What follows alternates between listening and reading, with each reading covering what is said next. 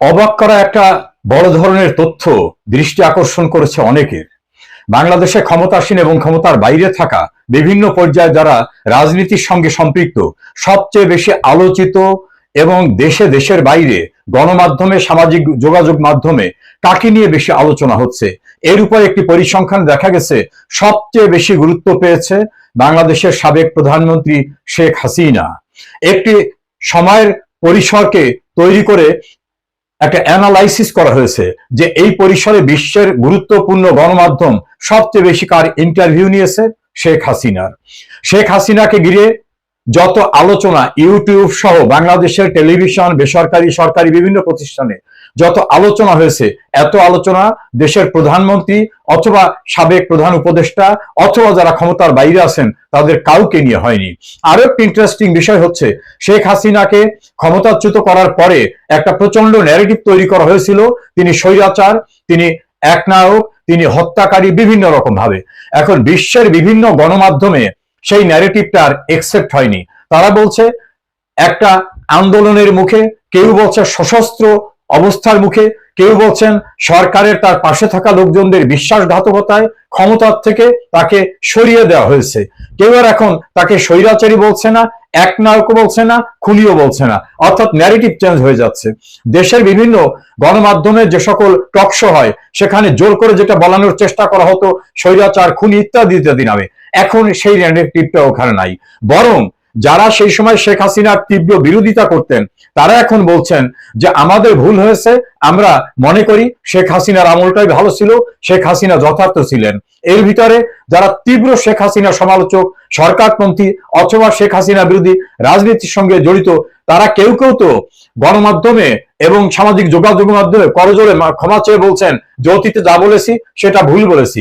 আরেকটি পরিসংখ্যানে দেখা গেছে সামাজিক যোগাযোগ মাধ্যম ফেসবুক এবং ইউটিউবে যত আলোচনা হয়েছে, এই আলোচনার ৮০% আলোচনা হয়েছে শেখ হাসিনাকে ঘিরে, এবং সেই আলোচনার ভিতরে ৭০% ছিল শেখ হাসিনার পজিটিভ বিষয়গুলো নিয়ে। কনসাইজলি বলা যেতে পারে ফেসবুক, ইউটিউব, টুইটার, বিশ্বের এপি, রয়টার সহ অন্যান্য গণমাধ্যম, ভারতের বড় বড় গণমাধ্যম, বাংলাদেশের বিভিন্ন টেলিভিশনের টক শো, সবকিছু মিলে সবচেয়ে বেশি আলোচনায় প্রাসঙ্গিক এবং গুরুত্বপূর্ণ যে নামটি, সেই নামটি শেখ হাসিনা। একসময় বাংলাদেশে যারা বলতো শেখ হাসিনা অপ্রাসঙ্গিক, এখন তারা লক্ষ্য করছে তারা অপ্রাসঙ্গিক হয়ে গেছে। সবচেয়ে গুরুত্বপূর্ণ দেশের ভিতরে, উপমহাদেশে, আন্তর্জাতিক পরিসরে শেখ হাসিনাই গুরুত্বপূর্ণ। কেউ কেউ বিভিন্ন রকম ভাবে অভিদায় দিতে চান, কিন্তু সেটাও সঠিক নয়। শেখ হাসিনার ইন্টারভিউ নেওয়ার জন্য সিরিয়ালি লাইন দিয়ে দাঁড়িয়ে আছে বিশ্বের সবচেয়ে প্রভাবশালী গণমাধ্যমগুলি, এবং শেখ হাসিনা যেভাবে ইন্টারভিউ দিতে ইন্টারেস্টেড ঠিক সেইভাবে ইন্টারভিউ তারা গ্রহণ করছেন। অর্থাৎ শেখ হাসিনা ইন্টারন্যাশনালি, সাবকন্টিনেন্টে, বাংলাদেশে এখন যে সবচেয়ে গুরুত্বপূর্ণ এবং প্রভাবশালী তা প্রমাণিত হয়েছে বিভিন্ন অ্যাসেসমেন্টে, সার্ভেতে, যে বাংলাদেশে সবচেয়ে গুরুত্বপূর্ণ ব্যক্তি শেখ হাসিনা।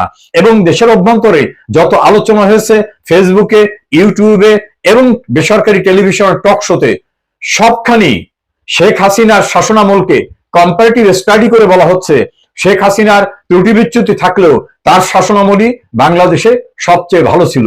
আমরা সংক্ষিপ্ত সারে বলতে পারি বাংলাদেশের সবচেয়ে গুরুত্বপূর্ণ আলোচিত দেশে এবং দেশের বাইরে যিনি, তিনি শেখ হাসিনা। দর্শক, ইউনুসীয় যুগে আমরা দেখেছিলাম যে আওয়ামী লীগের কার্যক্রম নিষিদ্ধ করার জন্য কিংবা আওয়ামী লীগকে নিষিদ্ধ করার জন্য একটা পরিকল্পিত আয়োজন করা হয়েছিল যমুনার সামনে।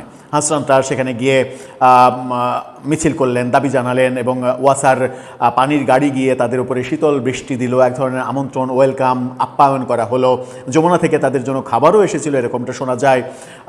তারপরে আওয়ামী লীগের ওপরে নিষেধাজ্ঞা জারি করা হলো এবং রাষ্ট্রপতির অধ্যাদেশ অনুযায়ী নিষেধাজ্ঞা জারি করা হলো, এবং পরপরই এতটুকু দেরি না করে সাথে সাথেই আমরা দেখলাম নির্বাচন কমিশন মানে কি বলবো যে বিদ্যুৎ গতিতে আওয়ামী লীগের নিবন্ধন স্থগিত করে দিল।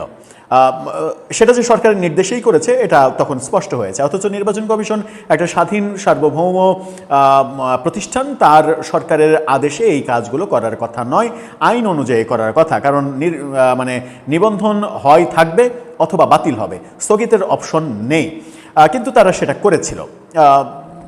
নির্বাচন কমিশন সরকার দ্বারা প্রভাবিত হয়েছিল, সেই দৃশ্য ইউনুসীয় যুগে আমরা দেখেছি, সেই গত বছরের মে মাসের দিকে। কিন্তু এতকাল পরে, 1 বছরেরও বেশি সময় পরে যখন বিএনপি সরকার ক্ষমতায়, তখন আমরা দেখছি যে ইউনুসীয় সেই ফর্মুলায় এখন ঢাকা বিশ্ববিদ্যালয়ে বাস্তবায়ন করার উদ্যোগ নেওয়া হয়েছে।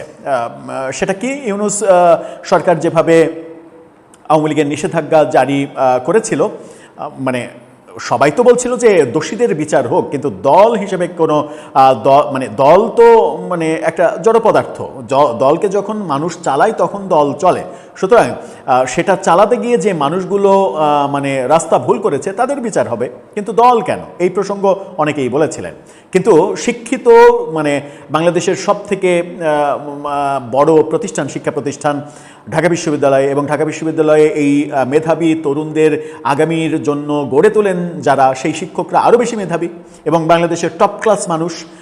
এই টপ ক্লাস মেধার মানুষগুলো এবার রাজনীতিকে এতটাই নিকৃষ্টভাবে ব্যবহার করার চেষ্টা করছেন যে উদাহরণটা ভবিষ্যতে অনেকের জন্যই হয়তো কাল হয়ে ফিরে আসতে পারে। আমরা দেখছি যে ডক্টর ইউনূসের সেই মেটিকুলাস পদ্ধতি অবলম্বন করে ঢাকা বিশ্ববিদ্যালয়ে নীল দলের সমর্থক, অর্থাৎ আওয়ামী বাম ঘরানার যারা সমর্থক রয়েছেন শিক্ষক, এবং নীল প্যানেল রয়েছে, সেই প্যানেলকে নিষিদ্ধ ঘোষণা করার উদ্যোগ নেওয়া হয়েছে।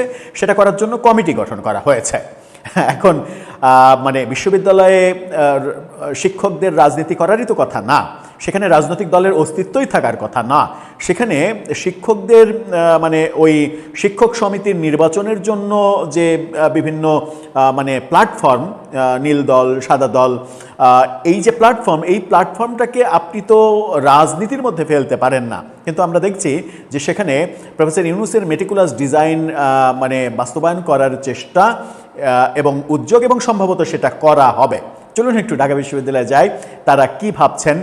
দেশের সর্বোচ্চ শিক্ষিত এবং সর্বোচ্চ গুণী মানী ব্যক্তিগুলো কিভাবে রাজনীতির করাল গ্রাসে নিজেদেরকে কি বলবো যে সঁপে দিচ্ছেন, সেটা একটু বুঝে দেখার চেষ্টা করি এই ভিডিওতে। থাকবেন পলিটিক্স টিভির নিয়মিত আয়োজনে।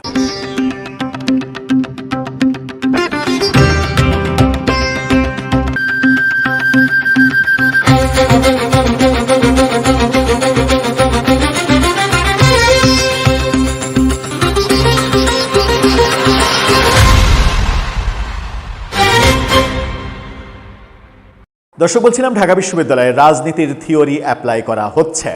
সেখানে ইস্যু হিসেবে এসেছে হচ্ছে জুলাই আন্দোলনকে সমর্থন করা না করা। এখন জুলাই আন্দোলন একটা সরকার বিরোধী আন্দোলন, সেই সরকার বিরোধী আন্দোলনে সরকারের সমর্থক একটা বড় গোষ্ঠী তো থাকবেই, কারণ বাংলাদেশে এখনও তো আপনি যদি ফেলেও দেন তবুও তো 30% আওয়ামী লীগের সমর্থক রয়েছে। তো সেই আওয়ামী লীগের সমর্থকরা তো নিশ্চয়ই জুলাইকে সমর্থন করেনি। তারা জুলাইকে সমর্থন না করে যারা আগ্রাসী ভূমিকা পালন করেছে, যারা অন্যায় করেছে, যারা হত্যাযজ্ঞে মেতে উঠেছে, যারা নির্যাতন করেছে, আপনি তাদেরকে শাস্তি দিতে পারেন। কিন্তু কেউ জুলাইকে সমর্থন করলো না, জুলাইয়ের বিপক্ষে তার মতামত উপস্থাপন করলো, এই জন্য তো তার শাস্তি হতে পারে না। কারণ এটা তো মুক্তিযুদ্ধ না, এটা তো দেশ স্বাধীনের যুদ্ধ না, এটা একটা সরকার বিরোধী আন্দোলন, সরকার পতনের আন্দোলন। সরকার পতনের আন্দোলনে বিভিন্ন পক্ষ থাকবে, এটাই স্বাভাবিক। তো এক পক্ষ বিজয়ী হয়ে আপনি যদি মনে করেন আর এক পক্ষকে আপনি দেশেই থাকতে দেবেন না, কিংবা আরেক পক্ষকে সাধারণ জীবনযাপন করতে দেবেন না, তাদেরকে সবাইকে জেলে ভরবেন, তাদের যে পেশা, তাদের যে রুটি রুজির ব্যবস্থা সেগুলো বন্ধ করে দেবেন, তাহলে সেটা তো সভ্যতার কোনো কর্ম হলো না। তাহলে তো আমরা সেই দেশটাকে সভ্য দেশ বলতে পারবো না। যখন আমরা দেখেছি প্রফেসর ইউনূস ঘোষণা করেছিলেন সংসদ ভবনের দক্ষিণ প্লাজায় যে বর্বরতা থেকে তিনি আজকে সভ্যতায় আনলেন এই দেশটাকে, তো প্রফেসর ইউনূস যদি সত্যি সভ্যতায় নিয়ে আসেন তাহলে এটা তো সভ্যতার ক্যারেক্টার হতে পারে না। কি বলছে গণমাধ্যম একটু দেখে নিই। ডেইলি ক্যাম্পাসের শিরোনাম, আওয়ামীপন্থী নীল দল নিষিদ্ধে কমিটি করল ঢাবি, শাস্তি পাবেন জুলাই বিরোধী শিক্ষকরাও। জুলাইয়ের পক্ষে না থাকলে তাকে শাস্তি দেওয়া হবে, তার চাকরি খেয়ে ফেলা হবে, এবং জেল জুলুম এগুলো তো থাকতেই পারে। চাকরি যাওয়াটা একটা বড় ঘটনা, অবশ্যই বড় ঘটনা। এখন আমি জুলাইকে সমর্থন করলাম না, তার জন্য আপনি আমার চাকরি কেড়ে নেবেন। এর পরবর্তীতে বিএনপি সরকার বিরোধী যদি কোনো আন্দোলন হয়, সেই আন্দোলনরত পক্ষ যদি বিজয়ী হয়, তখন বিএনপির যে একটা বড় ভোট ব্যাংক আছে 30-40%, তারা তো সেই সমর্থন দেবে না। তো তাদেরকে আপনি তখন শায়েস্তা করবেন, তাদের চাকরি খাবেন, তাদেরকে জেলে ভরবেন। যদি এটাই করতে হয়, তাহলে বাংলাদেশে একটা অন্তত, বাংলাদেশের এই মুহূর্তে জনসংখ্যা যদি আমি ধরি 20 কোটি, যদিও 18 কোটি বলা হয়, 20 কোটি ধরে নিলাম, 20 কোটি ধরে নিলাম, তার 30% জনগণ কত হয়? 30% জনগণ প্রায় 6 কোটির বেশি। তো 6 কোটিই ধরে নিলাম, 6 কোটি জনগণ, এই 6 কোটি জনগণের ধারণ ক্ষমতা সম্পন্ন আপনাকে একটা জেলখানা বানাতে হবে। সেই জেলখানা কিংবা হতে পারে যে বঙ্গোপসাগরে একটা ভাসমান জেলখানা বানালেন, মানে কোনো বারবার এই 6 কোটির বেশি তো আর হবে না, কিংবা 7 কোটি ধারণ ক্ষমতা করলেন, কিংবা 10 কোটি ধারণ ক্ষমতা করলেন, যেন অনায়াসেই একটা পক্ষ বৃহৎ হলেও তাদেরকে জেলে ভরে রাখা যায়। সেটাই কি হবে? মানে সেটাই কি বাংলাদেশের রাজনীতিতে প্রতিষ্ঠিত হবে? আজকে আওয়ামী লীগ ক্ষমতা নেই, আওয়ামী লীগের যারা সমর্থক, যারা তৃণমূল পর্যায়ে আওয়ামী লীগ উচ্চারণ করে, তাদের সবাইকে, এই 6 কোটি মানুষকে আপনি জেলে ভরে রাখেন। কালকে আবার আওয়ামী লীগ ক্ষমতায় আসবে, আওয়ামী লীগ বলবে বিএনপি যারা 40% করে তাদের সবাইকে জেলে ভরো। এটাই কি চলবে? এই ধারা কি আপনারা চালাতে চান? হ্যাঁ, রাজনীতিতে আমরা বলতে পারি রাজনীতি পচে গেছে, রাজনীতি অন্ধকারে চলে গেছে, রাজনীতিবিদদের আমরা প্রতিনিয়ত দোষ দিই, এবং সুশীল সমাজ রাজনীতিবিদদের অনেক বেশি দোষ দেন। আমরা দেখেছি রেজওয়ানা হাসান উপদেষ্টা হওয়ার পরে তিনি বলেছিলেন যে 54 বছরের রাজনীতিবিদরা কিছু করতে পারেনি বলেই তো আমাদেরকে আসতে হয়েছে। 54 বছরে নাকি বাংলাদেশে রাজনীতিবিদরা কিছুই করেননি, করেছেন রেজওয়ানা হাসানরা এবং ডক্টর ইউনূসরা, যারা নিজেদের স্বার্থ উদ্ধার করার কাজে ব্যস্ত ছিলেন ক্ষমতাসীন হওয়ার 1.5 বছরে। 54 বছরে রাজনীতিবিদরা যদি নাই কিছু করেন, তাহলে বাংলাদেশের এত অবকাঠামো, উন্নয়নশীল দেশ হওয়া, বিশ্বে বহু জায়গায় নিজেদের মানে অবস্থান নিশ্চিত করা, এই কাজটা কিভাবে করলো বাংলাদেশ? এটা কি মানে রিজওয়ানা হাসান কিংবা আদিলুর রহমান, ডক্টর আসিফ নজরুল, মানে ডক্টর ইউনূস তারা করেছেন, নাকি রাজনীতিবিদরা করেছেন? যদি এর ক্রেডিট আপনি যদি ডিসক্রেডিট দিতে চান, তাহলে ক্রেডিটটা আগে দিতে হবে। এই দেশ জন্ম হওয়ার পর থেকে বঙ্গবন্ধু, তাজউদ্দিন আহমেদ, কিংবা তারপরে আমরা যদি ধরি জিয়াউর রহমান, এরশাদ, তারপরে খালেদা জিয়া, তারপরে শেখ হাসিনা, তারপরে আবার খালেদা জিয়া, আবার শেখ হাসিনা, এই শাসনামলগুলোতে বাংলাদেশে যদি কোনো কাজই না হয়, তাহলে বাংলাদেশ তো এতদিন অন্ধকারে ডুবে যাওয়ার কথা ছিল। রেজওয়ানা হাসানরা এনজিওর ব্যবসা করতে পারতেন না যদি এই 54 বছরে বাংলাদেশের মানে কোনো উন্নতি, বাস্তবিক অর্থে কোনো উন্নতি না হতো। কি সিদ্ধান্ত নিচ্ছে ঢাকা বিশ্ববিদ্যালয়? ঢাকা বিশ্ববিদ্যালয়ে আওয়ামীপন্থী শিক্ষকদের সংগঠন নীল দলকে নিষিদ্ধ করার দাবি ওঠার পর তদন্ত কমিটি গঠন করা হয়েছে। বিশ্ববিদ্যালয়ের সিন্ডিকেটের সভায় এটা নিশ্চিত করা হয়েছে। জুলাই গণঅভ্যুত্থানের সময় কোনো শিক্ষক বিশ্ববিদ্যালয় ও শিক্ষার্থীদের স্বার্থ পরিপন্থী কাজে যুক্ত থাকলে তাদের ব্যাপারেও ব্যবস্থা নেওয়া হবে বলে সিদ্ধান্ত নেওয়া হয়েছে। অর্থাৎ জুলাইয়ের বিরোধী যারা ছিল, কিংবা জুলাইকে সাপোর্ট করেনি যারা, মানে আমাদের ভাষায় যেটা আমরা অনেকে বলতে চাই যে আওয়ামী লীগের দোসর, ফ্যাসিস্টের দোসর, জুলাইকে সাপোর্ট করা না হলেই, কিংবা জুলাই পরবর্তী জুলাই যোদ্ধাদের সমালোচনা করলেই সে তো আওয়ামী লীগের দোসর, ফ্যাসিস্টের দোসর হয়ে যায়। জানা গেছে ফ্যাসিবাদ বিরোধী শিক্ষকবৃন্দের ব্যানারে বিশ্ববিদ্যালয়ের শতাধিক শিক্ষক উপাচার্যের কাছে একটি স্মারকলিপি দেন সম্প্রতি। এ সময় তারা জুলাই আন্দোলনের বিরুদ্ধে ও ফ্যাসিবাদের পক্ষে থাকা আওয়ামী এবং বামপন্থী 231 জন শিক্ষকের তালিকা হস্তান্তর করেন, এবং এই 231 জনের চাকরি খেতে হবে। এই তো 231 জনের চাকরি খেয়ে এই 231 জন মানে নিয়োগ দিতে হবে হয়তো হাটহাজারী মাদ্রাসা থেকে মানে লোকজন নিয়ে এসে, এটাই তো চান, কিংবা আলিয়া মাদ্রাসা থেকে লোকজন নিয়ে এসে এই 231 জনের গ্যাপটা পূরণ করতে হবে। যেন ঢাকা বিশ্ববিদ্যালয়ে যতটা না হয়েছে, ঢাকা বিশ্ববিদ্যালয়ের টিএসসির ক্যাফেটেরিয়ায় নারী এবং পুরুষ বিভক্ত করার জন্য পর্দা টাঙানো হয়, মানে যেটা মাদ্রাসাতেও হয়তো সব মাদ্রাসাতে হয় কি না, সেটা ঢাকা বিশ্ববিদ্যালয়ে হয়। এবং ঢাকা বিশ্ববিদ্যালয়ের প্রশাসন, বর্তমান ভিসি যিনি বিএনপিপন্থী শিক্ষক, তিনি সেগুলো নীরবে মেনে নেন, এবং ঢাকা বিশ্ববিদ্যালয়ের কোনো একজন শিক্ষিকা সেটা উদ্বোধন করেন, এবং সেই শিক্ষিকা যখন উদ্বোধন করেন তখন তাকে কিন্তু হিজাব পরিহিত অবস্থায় আমরা দেখিনি, অথচ পর্দার ব্যবস্থা করছেন তিনি ফিতা কেটে। এই ব্যাপারগুলো আমরা দেখছি। স্মারকলিপি দেওয়ার সময় বিএনপি এবং জামাতপন্থী শতাধিক শিক্ষক উপস্থিত ছিলেন। জামাতপন্থী শিক্ষকদের সঙ্গে বিএনপি এক কাতারে গিয়েছে। বিএনপির শিক্ষকরা, বিএনপিপন্থী এই বুদ্ধিজীবীরা তারা কি বুঝতে পারছেন যে তারা মোটামুটি আগুনে ঝাঁপ দেওয়ার মতো সিদ্ধান্ত নিতে চলেছেন জামাতের সঙ্গে মিলে মিশে? কারণ জামাত তো তাদের মতো করে বর্তমান ক্ষমতাসীন সরকারকে যে কোনোভাবে বিব্রতকর পরিস্থিতিতে বিপদে ফেলতে চাইবে। সেখান থেকে যদি শিক্ষক সমাজ, ঢাকা বিশ্ববিদ্যালয়ের শিক্ষক সমাজ যদি সচেতন না থাকেন তাহলে তো মুশকিল। এখানে তদন্ত করার জন্য কমিটি গঠন করা হয়েছে এবং কমিটির নেতৃত্ব দেবেন উপাচার্য ABM ওবায়দুল ইসলাম, যিনি বিএনপিপন্থী শিক্ষক হিসেবেই পরিচিত এবং ঢাকা বিশ্ববিদ্যালয়ের TSC-তে ক্যাফেটেরিয়ায় পর্দা তৈরি করছেন তিনি। নারীরা একদিকে খাবে, পুরুষরা একদিকে খাবে। যদি নারীরা একদিকে খায় এবং পুরুষরা একদিকে খায় তাহলে ঢাকা বিশ্ববিদ্যালয়ের সহশিক্ষা বন্ধ করে দেন। মানে জামাতপন্থী শিক্ষকদের আবদার মেনে কিংবা ডাকসু নেতাদের আবদার মেনে ঢাকা বিশ্ববিদ্যালয়ে সহশিক্ষা কার্যক্রম বন্ধ করে দেন। ঢাকা বিশ্ববিদ্যালয়কে পুরুষ বিশ্ববিদ্যালয় ঘোষণা করেন, আরেকটা ঢাকা বিশ্ববিদ্যালয় তৈরি করেন ঢাকা নারী বিশ্ববিদ্যালয়, এটা তৈরি করেন, তাহলেই তো হয়ে গেল। তাহলে তার পর্দা টাঙানো লাগলো না। এই যে সহশিক্ষা, এই সহশিক্ষা যেটা চলমান সেটার মাঝে আপনি পর্দা টাঙিয়ে দিচ্ছেন এবং এই পর্দা টাঙিয়ে দিয়ে কি ইঙ্গিত দিচ্ছেন সেটা তো খুব সহজেই আমরা বুঝতে পারছি। এমনিতে ঢাকা বিশ্ববিদ্যালয় বিশ্বের মানে সর্বশ্রেষ্ঠ বিশ্ববিদ্যালয়গুলোর 200-300 তালিকাতেও আসতে পারে না। সেখানে শিক্ষার মান এবং শিক্ষার কোয়ালিটি, শিক্ষার্থীদের তৈরি হওয়া, বিকাশ, তাদের জ্ঞানের বিকাশ হওয়ার যে মানে পরিধির মানে রশি টেনে ধরা হচ্ছে কৌশলে, সেটা কি এই মানে উপাচার্য সাহেব, এই স্যার সম্মানিত মানুষ এবং খুবই জ্ঞানী মানুষ, তিনি কি বুঝতে পারছেন না? আমার মনে হয় যে তিনি এখনো বুঝতে পারছেন না। এখানে বলা হচ্ছে সিন্ডিকেট সভা সূত্রে জানা গেছে অভিযুক্ত শিক্ষকদের বিরুদ্ধে দেওয়া অভিযোগগুলো খতিয়ে দেখা হবে। এতে কাউকে দোষী পাওয়া গেলে তাদের বিরুদ্ধে ব্যবস্থা নেবে বিশ্ববিদ্যালয় প্রশাসন। পাশাপাশি কোনো সংগঠনকেও যদি এতে যুক্ত পাওয়া যায় সেটিও নিষিদ্ধ করা হবে বলে জানানো হয়েছে। অনেক বড় রিপোর্ট, আর পড়তে চায় না। সিদ্ধান্ত জানলেন তো, কোনো শিক্ষক যদি দোষী হয়, মানে কোনো শিক্ষক যদি জুলাইয়ের সমর্থক না হয় তাহলে তার বিরুদ্ধে ব্যবস্থা নেওয়া হবে।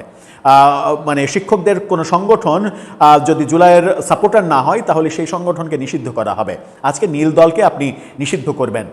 আপনাদের মানে যে অভিযোগগুলো দেওয়া হয়েছে যে তারা সংবাদ সম্মেলন করেছে, সংবাদ সম্মেলন করে জুলাইয়ের আন্দোলনকে এই মানে বিভিন্ন জায়গায় সহিংস ঘটনার এগুলোর বিরুদ্ধে অবস্থান নিয়েছে, শিক্ষকরা তাদের মতামত ব্যক্ত করেছে। কিন্তু আমার কথা খুবই স্পষ্ট, সেটা হচ্ছে সেই শিক্ষকদের মধ্যে কেউ যদি এরকম কোনো আকাম কুকামের সঙ্গে জড়িত থাকে, যে কোনো ছাত্রকে মারা হচ্ছে, কোনো হত্যার ঘটনার সঙ্গে তিনি জড়িত, সরকারকে প্রত্যক্ষভাবে তিনি সহযোগিতা করছেন, এই ব্যাপারগুলো যদি প্রমাণ হয় সেটা ভিন্ন কথা। কিন্তু তিনি তার মতামত প্রকাশ করছেন, মতামত প্রকাশের স্বাধীনতার জন্যই তো শেখ হাসিনাকে ফ্যাসিস্ট বলে আমরা তাড়িয়েছি।